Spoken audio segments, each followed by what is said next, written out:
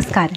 आज आपण पाहणार आहोत की ज्यांना योगासने करणं कठीण वाटतं आणि ज्यांच्या शरीरामध्ये लवचिकता कमी आहे अशा सर्व योग साधकांसाठी सोपी योगासने.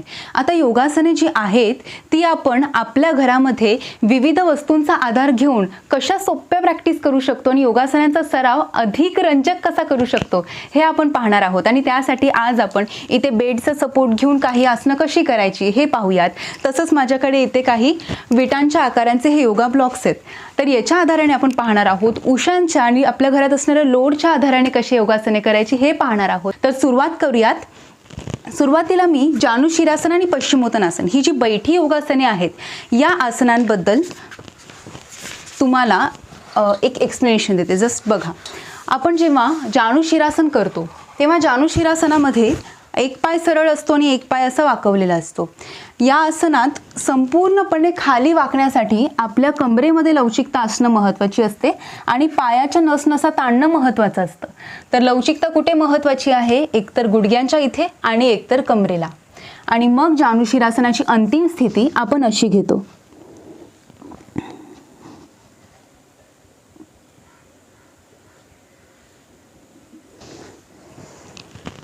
पण ज्यांच्या पाठीमध्ये लवचिकता नाहीये तर अशांसाठी एक सोपी पद्धत, ती म्हणजे आपण थोड्याशा उंचीवरून खाली वाकू शकतो.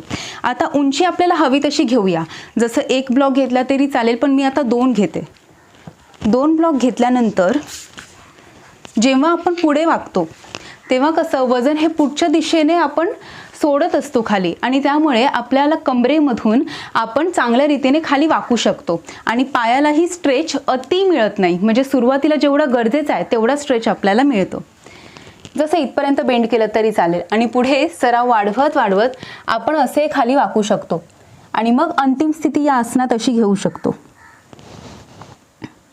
आणि प्रॅक्टिस इतकी करू शकतो आपण आणि आपल्या शरीरातली लवचिकता इतकी वाढत जाते की या आसनामध्ये आपण इथपासून ते इथपर्यंत फक्त सातत्याने सराव केल्याने जाऊ शकतो आणि आपल्या शरीरातली ताठरता संपूर्णपणे नाहीशी करू शकतो. एकदा ताठरता गेली ना की शरीरातला आळस मरगळ सगळे नाहीशी होते आणि शरीर एकदम स्वस्थ आणि तंदुरुस्त राहतं.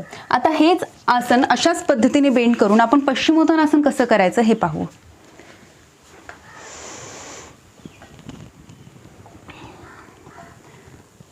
इथपर्यंत वाकू शकता आणि मग पुढे सरावाने आसनाची अंतिम स्थिती घ्या.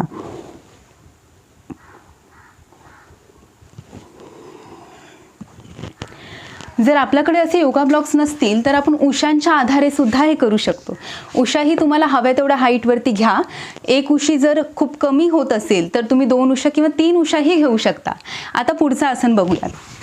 भद्रासन म्हणजे ज्याला बटरफ्लाय पोझिशन असं म्हणतात. हे आसन करत असताना म्हणजे दिसताना ते सोपं दिसतं, पण करताना आपल्या लक्षात येईल की इथे किती स्टिफनेस आहे. तर हा स्टिफनेस घालवण्यासाठी आपल्याला ही प्रॅक्टिस करणं महत्त्वाचं आहे. पण ही प्रॅक्टिस करत असताना सुद्धा गुडघे कित्येक वर्ष खाली जात नाहीत. म्हणजे सराव करून सुद्धा कित्येक जणांमध्ये ताठरताच अशी असते की या आसनात फ्लेक्झिबिलिटी लवकर वाढत नाही. तर अशा वेळेस आपण असे थोडंसं उंचीवरती बसून पाय जवळ घेऊ शकतो. आता या आसनात बघा, पाय जास्त जवळ घेता येतात. जेव्हा मांड्या जास्त असतात आणि जर ताठरता असेल तर अशा वेळेस पाय खूप पुढे राहतात, अगदी इतके पुढे राहतात. पण जेव्हा आपण उंचीवर येतो तेव्हा आपला पाय हा इथे जो असतो म्हणजे या कमरेच्या लेवलला जो गुडघा असतो तो असा खाली गेल्यामुळे पाय जवळ घेणं सोपं जातं. म्हणून तुम्ही जेवढी उंची घ्याल तेवढे तुमचे पाय जवळ येणार. बघा, असं अजून उंचीवरती बसल्यानंतर पाय अजून जवळ येतो आणि अशा पद्धतीने आपण पाय जवळ घेऊन गुडघे खाली ठेवण्याचा सराव वाढवू शकतो, करू शकतो. आता या आसनामध्ये पुढे आणखीन ॲडव्हान्स प्रॅक्टिस म्हणजे ज्यांचे गुडघे खाली लागतात त्यांना मूलबंधासनाचा सराव करणं सुद्धा यामध्ये सोपं आहे. जसे पाय असे ठेवून आपण जवळ घ्यायचे आणि मूलबंधासनाची ही सोपी स्थिती घ्यायची आहे.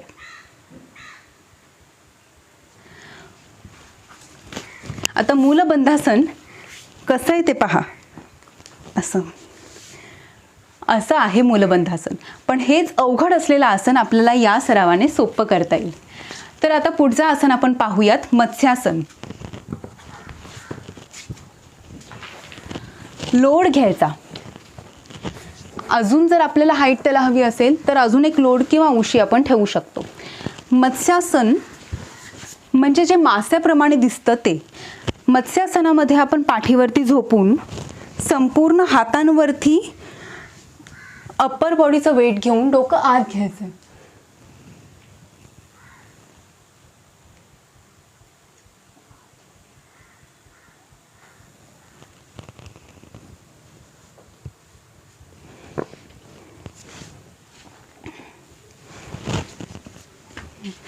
पण आता हे आसन करत असताना जेव्हा छाती आपण वरती घेतो आणि डोकं आतमध्ये घेतो तेव्हा सगळं वजन हे मानेवरती येतं.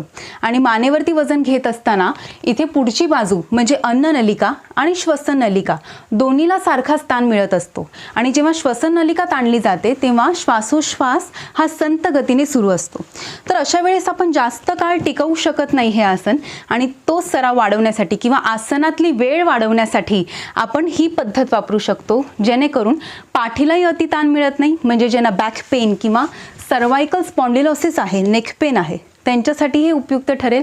तसंच ज्यांना अस्थमा, ब्लड प्रेशर किंवा मेंदू संबंधित त्रास जसं मायग्रेन असो किंवा सायनस, तर अशा वेळेस या आसनात अधिक वेळ थांबणं महत्त्वाचं असतं यातून मिळणारा शारीरिक फायद्यांकरिता. तर आसनात जास्त वेळ थांबण्यासाठी आपण आपल्या पाठीचं वजन हे या लोडवर आणि उशीवर असं आरामात सोडून द्यायचं आणि आरामात असं पडून राहायचं. हात आपण असे वरती ठेवू शकतो किंवा असे उशीवरही ठेवू शकतो.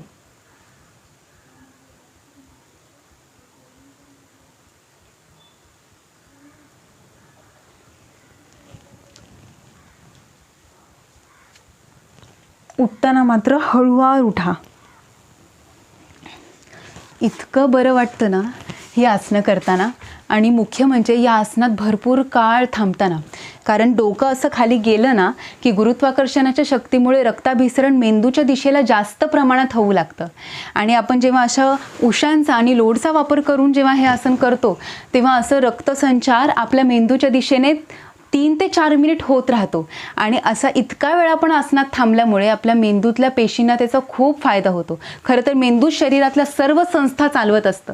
म्हणजेच मेंदूचं कार्य उत्तम राहणं, सक्षम राहणं किती महत्त्वाचं आहे. म्हणून या आसनाचा सराव करा. तसंच पिरियड सुरू असताना ज्यांच्या पोटामध्ये खूप क्रॅम्प्स येतात पहिल्या, दुसऱ्या किंवा तिसऱ्या दिवशी, किंवा पाठ भरून येते किंवा पाय भरून येतात एवढा गुडघ्यापर्यंतचा भाग, तर त्यांच्यासाठी सुद्धा ही आत्ताची पोझिशन खूप महत्त्वाची आहे. हे आसन केल्या केल्या बरं वाटतं आणि सगळे क्रॅम्प्स नाहीसे होतात. पाठ भरलेली असते ती मोकळी होते. इतकं बरं वाटतं. तुम्ही फक्त करून बघा. चला आता पुढच्या आसनाकडे वळूया. शलभासन. शलभासन बघा.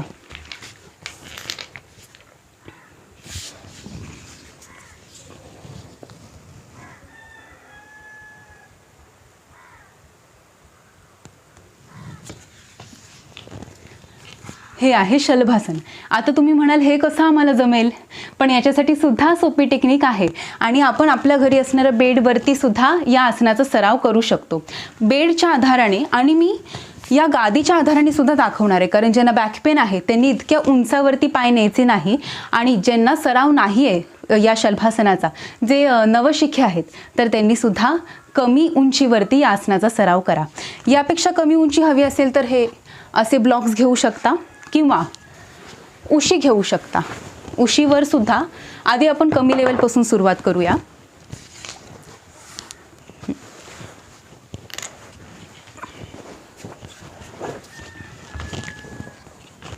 जराशी मला हाईट हवी होती त्यामुळे मी उशीवरती उशी घेतलेली आहे.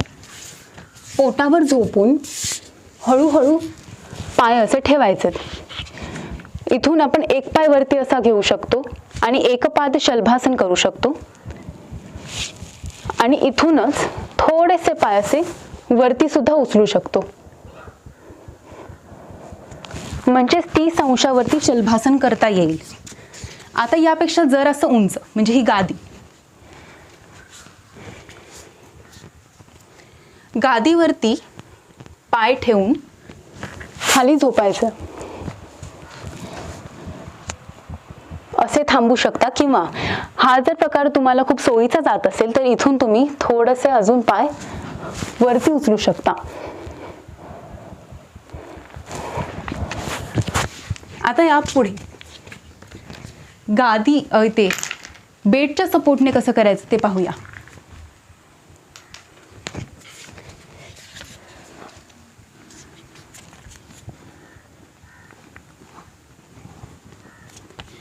पाय पूर्णपणे इथे बेडवरती ठेवून द्यायचे, खाली जायचं, हात सरळ करायचे.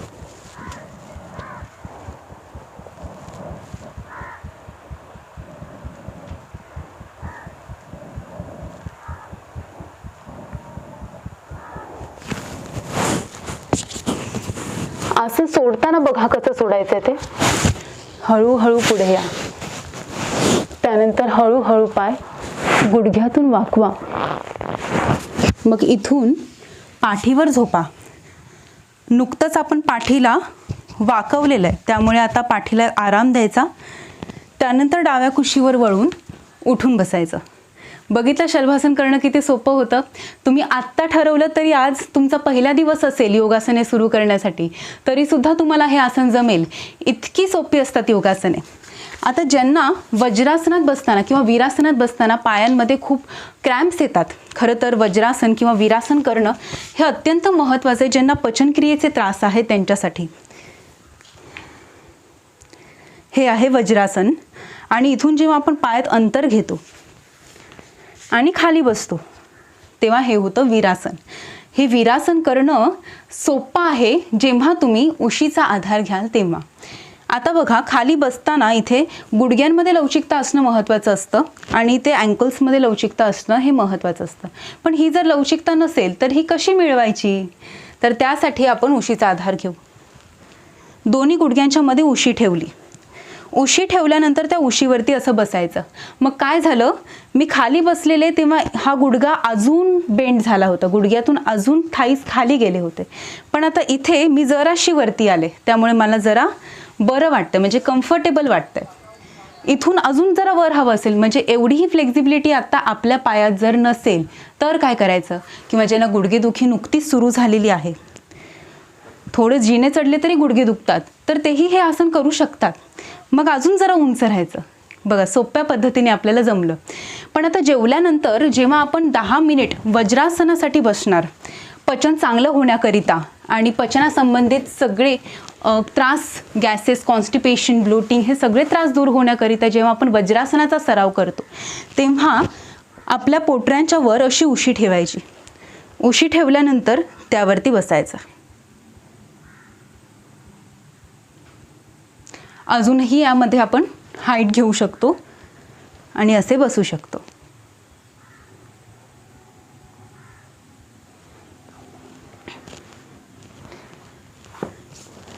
आता मी तुम्हाला दाखवते सर्वांगासन. दोन्ही पाय सरळ करून पाठीवर झोपून पाय वरती घेऊन आपण हाताने कमरेला पकडायचं.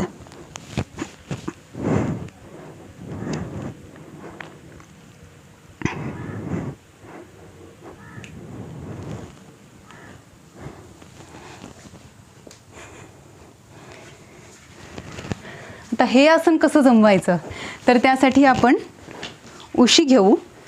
आपण याला जरा हाईट लागणार, त्यामुळे 2 उशांची इथे आवश्यकता आहे.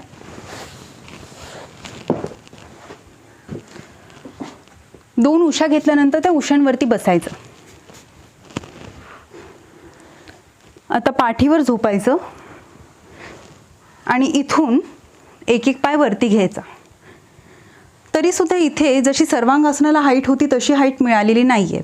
म्हणजे आपल्या हनुवटीच्या वरती रेषेत, खांद्यांच्या रेषेत कंबर आलेलीच नाही आहे. तर ती आणण्यासाठी आणखीन आपण याला हाईट घेऊ शकतो. पण ही एक बिगिनर पोझिशन आहे, म्हणजे तुम्ही सुरुवात इथून करा. मग दुसरी पायरी अशी की जरा अजून हाईट घ्यायची.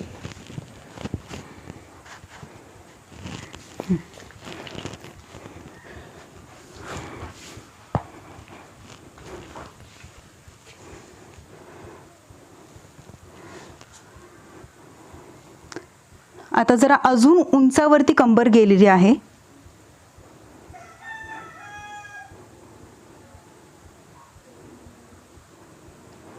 आणि आसन सोडताना आरामात सोडायचं.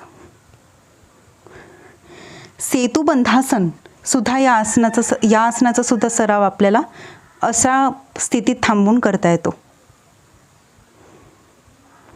कंधरासन सुद्धा आपल्याला इथूनच असं करता येईल.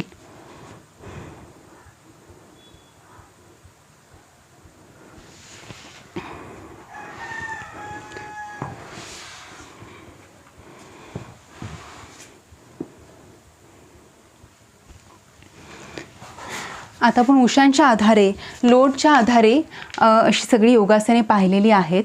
तर आपण घरच्या घरी हा सगळा सराव करू शकतो. आणि लक्षात ठेवा, जेव्हा आपल्याला असं वाटतं की आपल्याला एखादं आसन जमणार नाही, तेव्हा लक्षात घ्या योगासनांमध्ये मात्र खूप ऑप्शन आहेत.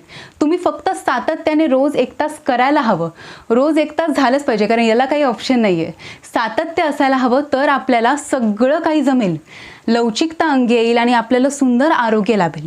जेव्हा तुम्हाला असं वाटतं की आपण आता उद्यापासून सुरुवात करूयात, तेव्हा ती संधी असते, ती संधी घ्या. आता आपण इतके सोपे सोपे प्रकार पाहिलेत. हे प्रकार तुम्ही आत्ता देखील बसून करू शकता आणि हे बघत बघत, शिकत शिकत आणखीन यामध्ये तुम्ही प्रगती करू शकता, वेळ वाढवू शकता आणि आसनाचा पुरेपूर आनंद घेऊ शकता.